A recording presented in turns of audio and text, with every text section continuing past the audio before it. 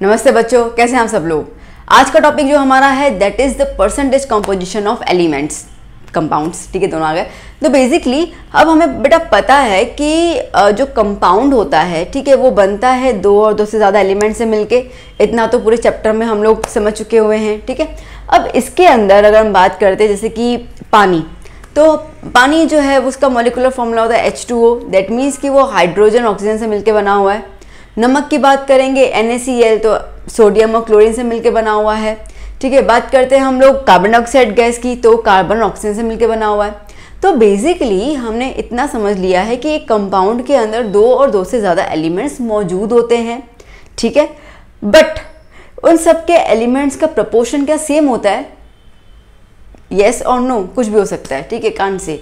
तो that means कि हर एक एलिमेंट एक स्पेसिफिक प्रपोर्शन से जुड़ता है और कंपाउंड बनाता है। ठीक है, इतना तो क्लियर हो गया हम लोगों को। जैसे मैं आपको एग्जांपल दूं बेटा कि एक रिलीफ फंड अपन ने शुरू किया है। ठीक है, और इस रिलीफ फंड के अंदर हम लोग चंदा मांगने जा रहे हैं लोगों से। ठीक है, चंदा दे रहे लोग। अब मेरे पास जो है वो 1000 रुपये इकट्ठे हो गए। ठीक है, मेरे पास आ गए 1000 रुपये। अब मैं आपके पास लेके आ रही हूँ और मैं कह रही हूँ कि जितना आप करना चाहे डोनेट आप कर लीजिए। अब आप समझो कि आप मेरे को उसके अंदर दे रहे हो 200 रुपये। ठीक है, आपने मेरे को उसके अंदर दिया 200 रुपये। तो बेसिकली अब मेरे उस जो संदूक है, ठीक है, उसमें कितने पैसे हो गए? 1000 रुपये पहले ही थे और 200 रुपये आपने भी दिए। इसका मतलब क्या हो गया? 1200 रुपये। ठीक है, तो अब आपका जो 200 रुपये का अमाउंट है, वो 200 रुपये का अमाउंट जो है वो 1200 रुपये में कितना प्रोपोर्शन में है वो हमें देखना है। हम 1000 में नहीं गिनेंगे, 1200 में गिनेंगे, क्योंकि अभी उस संदूक में कंप्लीट अमाउंट कितना है? 1200। बात समझ में आई? तो उस तरीके से कोई भी कंपाउंड जो होता है उसके अंदर जो एलिमेंट होता है वो एलिमेंट का प्रपोर्शन कितना उस कंपाउंड में रहेगा वो हमें निकालना है। और बहुत इजी फॉर्मूला है, बहुत इजी कॉन्सेप्ट है। क्यों इजी है? क्योंकि हम लोग लॉज ऑफ कॉम्बिनेशन देख चुके हैं। तो बेसिकली हमने डेफिनेट लॉ भी देखा था, लॉ ऑफ डेफिनेट प्रोपोर्शन। ठीक है, तो उन सब में ये चीज़ मैंने ऑलरेडी डिस्कस कर ही ली थी। तो इसके लिए आपको ज़्यादा टाइम नहीं लगेगा इसको ग्रैब करने में। बस एक फॉर्मूला लेनी है, सम्स लेने और किस्सा ख़त्म। तो लेते हैं हम लोग एक फॉर्मूला। जैसे कि बच्चों, जैसे मैं कह रही हूँ परसेंटेज कंपोजिशन ऑफ एलिमेंट्स है ना कंपाउंड। ठीक है, percentage composition of elements in a compound. तो क्या फॉर्मूला है इसका? बहुत सीधा साधा फॉर्मूला है इसका कि जो भी एलिमेंट है, ठीक है, उसका मास क्या है वो हम लोगों को ले लेना है। ठीक है, that is weight of element in compound. ठीक, कंपाउंड के उसमें कितना वजन आता है वो upon molecular mass of compound. अब देखिए, मोलर मास तो आपको निकालने आ ही जाना चाहिए, यही तो केमिस्ट्री का बेस है। परसेंटेज इसके लिए मल्टीप्लाई बाय 100। ठीक है, इतना ही ध्यान देना, यही एक फॉर्मूला है, दैट्स इट। अब जैसे मैंने आपको अभी एग्जांपल दिया, ठीक है, मैंने कहा कि मेरे पास 1000 रुपये थे और आपने 200 रुपये और दिए, तो अब मेरे पास जो मोलर मास और कंपाउंड टोटल मास कितना आ गया? मेरे पास 1200 रुपये। ठीक है, आपने मुझे कितना दिया था? 200 रुपये। तो अगर मैं देखूँ कि आपका कंट्रीब्यूशन कितना है, तो मैंने इतना माइनस कर लिया, कट कर लिया, 2 1 जा 2 6 जा। ठीक है, 6 1 जा 6, 4 कैरी, कितना हो जाएगा? 6 6 जा 36, 6 7 जा 46 है, मतलब कि 16.66% मान के चलते हैं अप्रॉक्स। ठीक है, तो आपका इतना परसेंटेज उसके अंदर कंट्रीब्यूशन था। समझ आया? हल्का फुल्का मैंने एक चीज़ आपको एग्जाम्पल के थ्रू समझा दी। बस यहीं पे हम लोगों को वही चीज़ हम लोगों को देखनी है कि जो भी एलिमेंट है उसका कितना वजन उस कंपाउंड के अंदर है और उस कंपाउंड का टोटल वजन कितना है मल्टीप्लाई बाय 100। एग्जाम्पल है, झट से फटाफट से एग्जाम्पल ले लेते हैं हम लोग। Calculate percentage of each element. ठीक है, उस कंपाउंड में हर एक एलिमेंट का हमें परसेंटेज देखना होगा। Calculate the percentage of each element present in ethanol. ठीक है, इथेनॉल एक हमने कंपाउंड ले लिया। अब इथेनॉल का फॉर्मूला होता है C2H5OH। ठीक है, तो इसका हम लोगों को हर एक एलिमेंट का परसेंटेज देखना है। बहुत बहुत आसान है बेटा, यहाँ पे सिर्फ 2 मिनट के भी ध्यान से देख लोगे ना, आपको क्लियर हो जाएगा। तो देखिए, अब ईच एलिमेंट, तो पहले तो देखो कि ये एलिमेंट टोटल है कितने इसके अंदर। तो एक आता है कार्बन, एक आ रहा है हाइड्रोजन और एक आ रहा है ऑक्सीजन। 3 एलिमेंट है। ठीक है, तो अपने को तीनों एलिमेंट के निकालना पड़ेगा। अब सबसे पहले, ठीक है, जब भी आपको परसेंटेज कंपोजिशन का सम आए, सबसे पहले तो आपके पास जो भी कंपाउंड दिया ना उसका मॉलिक्यूलर मास निकाल दो। ठीक है, इतना तो आप रिलैक्स हो जाओ, क्योंकि अपॉन में तो उसी की जरूरत है। तो एक चीज़ तो अपन निकाल दें तो सबसे पहले हम निकालेंगे मॉलिक्यूलर मास ऑफ, मैं मॉलिक्यूलर मास बोलूँ मोलार मास बोलूँ एक ही बात है, ठीक है, कंफ्यूज मत होना कि मैम कभी मोलार कहते हैं कभी मॉलिक्यूलर कहते हैं, सेम थिंग। तो C2H5OH, अब C कितने हैं बेटा, 2 हैं, 2 कार्बन। ओके, यहाँ पे हाइड्रोजन कितने हैं, तो यहाँ पे 5 और यहाँ पे एक और, मतलब 6 हाइड्रोजन हो गए, ठीक है। इसका मतलब कि 6 हाइड्रोजन, और ऑक्सीजन कितना है, 1 ही है, ठीक है। अच्छे से लिखा दो, अच्छे से मैंने बात हुए, ठीक है। C2H5OH, क्लियर हो गया। तो ऐसा नहीं है कि आपको फिर हाइड्रोजन दोबारा लिखो, टोटल देख लो ना, 5 यहाँ पे, एक यहाँ पे, टोटल 6 हाइड्रोजन हो गए, तो 6 इकट्ठे लिख दिया हम लोगों ने। अब कार्बन का मास होता है 12, हाइड्रोजन का मास होता है 1, ऑक्सीजन का मास होता है 16। ओके, तो 12 2 ज़ा 24, 6 1 ज़ा 6 और 16। मैंने ये सारे मासेस का चार्ट आपको लास्ट टू लास्ट शायद वीडियो में दिया हुआ था, मैंने कहा था स्क्रीनशॉट ले लेना, ठीक है, तो आपको लर्न भी होना चाहिए। तो नाउ अब बात करते हैं, 24 + 6 इज 30, 30 + 16 इज 46। ओके, तो 46 ग्राम पर मोल, क्लियर हो गया। ओके, चलो अब हम निकालते हैं परसेंटेज हर एक का। तो पहले हम निकाल देते हैं कार्बन का, सबसे पहले वही है, ठीक है। सो परसेंटेज ऑफ कार्बन, पूरा डिटेल नहीं लिख रही क्योंकि स्पेस नहीं है। Percentage of carbon in C2H5OH में लिखना होगा। तो कार्बन अभी कितना अमाउंट प्रेजेंट है बेटा, 2 कार्बन है, तो इस कंपाउंड में कार्बन का कितना अमाउंट हो रहा है, 24, तो हम 24 लिखेंगे, 12 नहीं लिखना, ठीक है। जितने अमाउंट ऑफ कार्बन होंगे, जितने अमाउंट ऑफ एलिमेंट उस कंपाउंड में होगा, उसका ही मास लिखना है, ठीक है। तो यहाँ पे कार्बन 2 है, इसके लिए टोटल मास हो जाता है 24 कार्बन का। तो ना weight of element in a compound, तो कंपाउंड के अंदर इसका वजन 24 है, डिवाइड बाय टोटल कितना है यहाँ पर 46, मोलिकुलर मास 46 मल्टीप्लाई बाय 100। चलो तो 2 की टेबल लगा देते हैं, 2 12 ज़ा, ठीक है, 2 23 ज़ा, तो 12/23 मल्टीप्लाई बाय 100, तो समथिंग कुछ 52.17% आएगा, ठीक है। फिर हम बात करते हैं परसेंटेज ऑफ, अब क्या है, हाइड्रोजन की बात कर लेते हैं। तो हाइड्रोजन कितना अवेलेबल है बेटा, देखो हाइड्रोजन टोटल 6 है, मतलब कि 6 ग्राम हो गया हाइड्रोजन का वजन। ओके, तो 6/46 मल्टीप्लाई बाय 100। ओके, तो 2 3 ज़ा 223 ज़ा, तो क्या हो जाएगा, 3 × 100 इज 300, 300 डिवाइड बाय 23 अगर हम करते हैं, समथिंग 13.04% आएगा, ठीक है। अब एक लास्ट अपने पास बच गया oxygen. Okay, so percentage of oxygen, oxygen कितना अमाउंट है बेटा, सिर्फ 16, एक ही है, तो 16/46 मल्टीप्लाई बाय 100, तो 16 2 8 ज़ा 16 और 23 ज़ा, दैट इज 800 डिवाइड बाय 23, तो समथिंग कुछ 34 पॉइंट आएगा, 34.78%। तो इस तरीके से आपने तीनों एलिमेंट्स का परसेंटेज निकाल दिया कि इस कंपाउंड में हर एक कितना कितना परसेंटेज अवेलेबल है। क्लियर हो गया बेटा, ठीक है, बस इतना ही करना है। देखो आपको यहाँ पे तीनों बोले, तुमने तीनों निकाल दिए। कई बार आपको सिर्फ 1 या 2 एलिमेंट के लिए बोला जाएगा कि उतना ही निकालो, तो हम उतना ही निकालेंगे। तो जो पूछा जाता है वही निकालना है, तरीका यही है, उसके अलावा कोई तरीका नहीं है ना। आसान, मैंने कहा था ना, फटाफट पता चल जाएगा। तो चलो इसको लिख दो फटाफट से, फिर हम एक और एग्जाम्पल देख लेते हैं।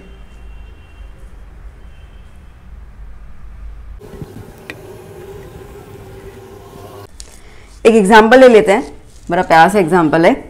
ऐसा है that calculate the percentage of water of crystallisation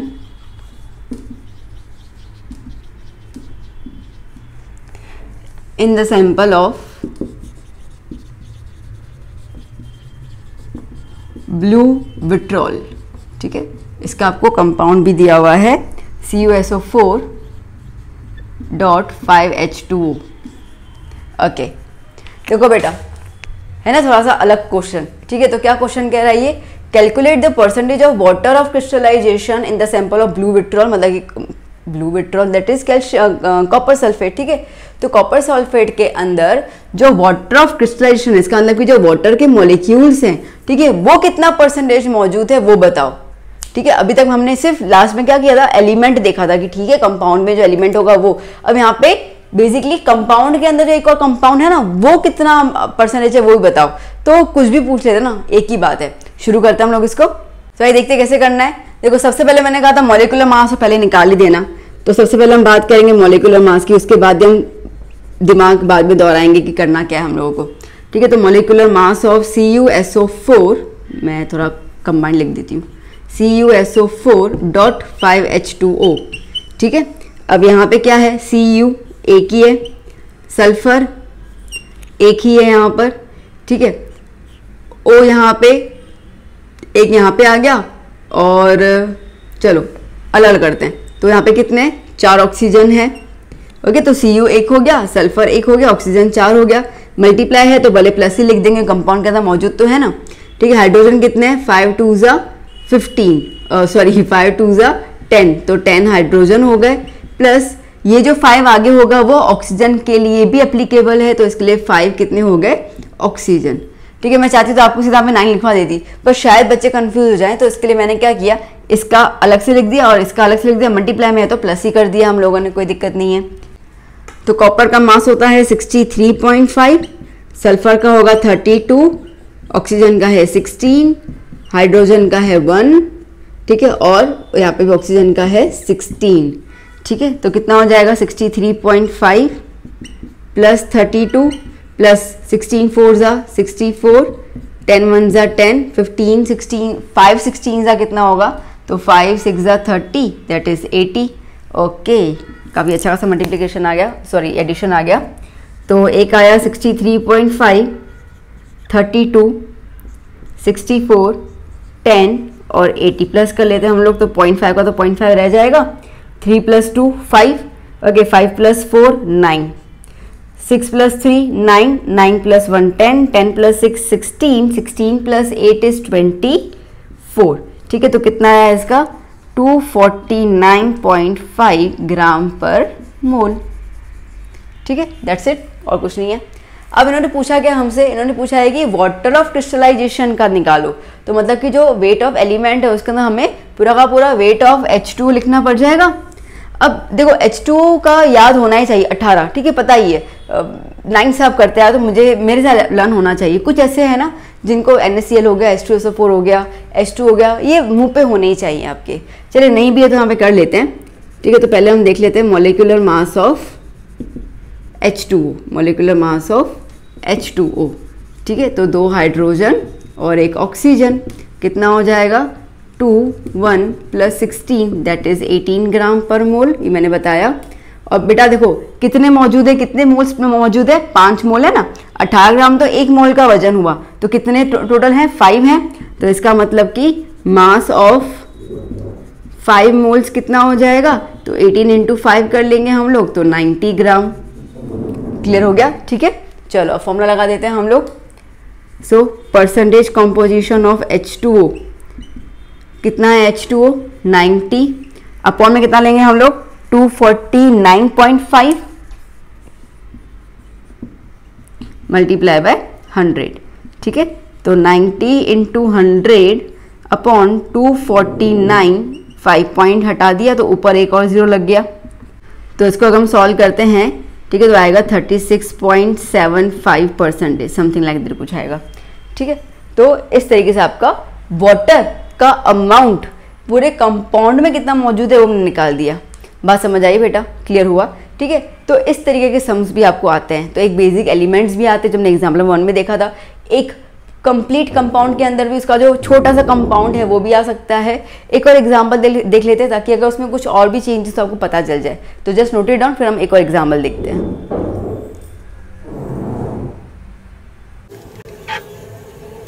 बच्चों एक और एग्जाम्पल देख लेते हैं, आइए। एग्जाम्पल नंबर 3, क्वेश्चन इस तरीके से, calculate the percentage of cation.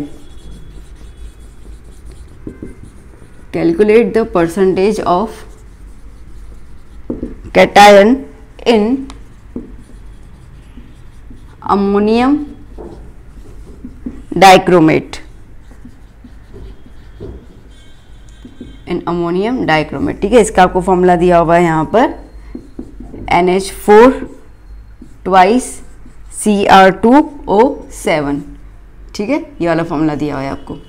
तो इसके अंदर हमें कैटायन निकालना है। तो आइए बच्चों, अब देखो सबसे पहले तो आप देखो कैटायन किसको बोलते हैं। कैटायन इसका मतलब कि प्लस चार्ज कैरी करने वाला, ठीक है ना, प्लस चार्ज कैरी करने वाले को हम कैटायन कहते हैं। तो अब पहले तो बाकी से बातें बाद में छोड़ दो, ठीक है, क्या सोचना है, पहले तो जो कंपाउंड दिया है उसका मोलिकुलर मास निकाल देते हैं हम लोग, तो हमारा एक टास्क खत्म हो जाए। ओके, तो मोलार मास ऑफ क्या है, NH4 ट्वाइस Cr2O7, ठीक है। अब देखो N कितनी बार है, आगे 2 है, मतलब कि 2 बार N आ गया। H यहाँ पे 4 है, यहाँ पे 2 पूरा कंप्लीट ब्रैकेट है, तो मल्टीप्लाई हो जाएगा, तो 4 2 ज़ा 8, ठीक है। Cr कितना है, 2 है, और ऑक्सीजन कितना है, 7 है, ठीक है। चलिए, नाइट्रोजन का मास होता है 14, हाइड्रोजन का होता है 1, क्रोमियम का होता है 52, और इसका होता है 16। ओके, 2 से 28, 8, 2 2 ज़ा 4, 2 5 ज़ा 10, तो 104 प्लस 7 6 ज़ा 42, 4 कैरी 112, ठीक है। प्लस कर लें इसको, आ जाओ, 28 8 104 और 112। ओके, क्या हो जाएगा यहाँ पर, 8 8 16, 16 प्लस 4 इज 20, 22 2, 2 प्लस 2 4, 4 प्लस 1 5, क्या हो गया, 252। सो 252 ग्राम पर मोल, ठीक है। अभी तक आसान हो गया आप लोगों के लिए।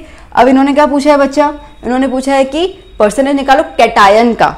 अब देखो, कैटायन मतलब क्या होता है, पॉजिटिव चार्ज, ठीक है। तो ये जो NH4 है ये हो जाएगा हमारा कैटायन। ओके, ये भी हम लोगों ने लास्ट काफ़ी पुराने मैं आपको बोलूँ 9th में आपने किया था, ठीक है, जिसमें आपको टेबल दी हुई थी, जिसमें आपको प्लस और माइनस की साइन थी, नहीं याद है। चलो, मैं अभी आपको स्क्रीनशॉट पे एक स्क्रीन पे पूरा टेबल दे देती हूँ, इसका भी आप स्क्रीनशॉट ले लीजिए और उसको लर्न कर लेना, इतना बेसिक तो आपको आना चाहिए बेटा। तो ये होता है cation NH4। So here cation is NH4 plus, ठीक है। तो अब पहले इसका अपने को मॉलिक्यूलर मास देखना पड़ जाएगा ना।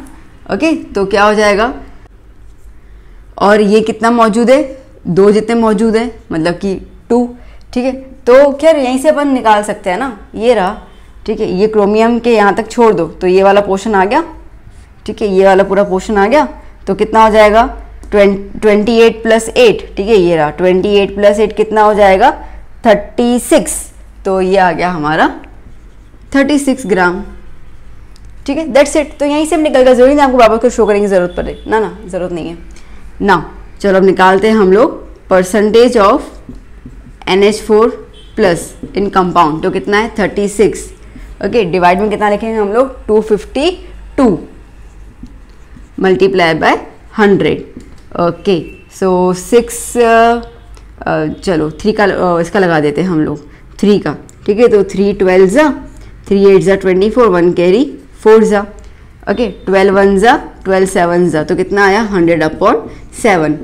1/7 की जो वैल्यू होती है वो होती है 14.14, ओके, 142,857 ऐसा कुछ होता है। तो मल्टीप्लाई बाय 100 कर लेते हैं हम लोग, तो इसके अंदर लाइक 0 पॉइंट होता है, ओके, 0.142857, तो मल्टीप्लाई 100 कर लेंगे तो क्या हो जाएगा 14.28। दैट्स इट, हो गया, इतना ज़्यादा करने का ज़रूरत है, ठीक है। तो 14.28%, समझ आ गया बेटा।